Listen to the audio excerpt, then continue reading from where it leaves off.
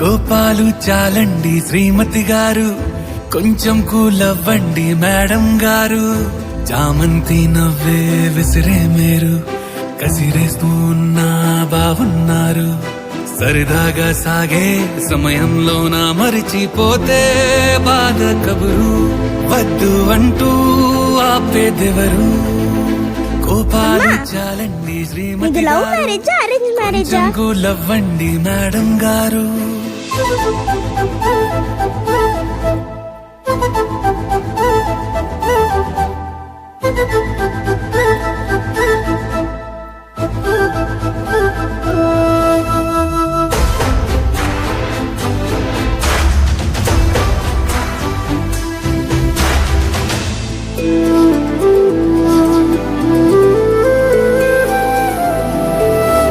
పలుకే నీది కోప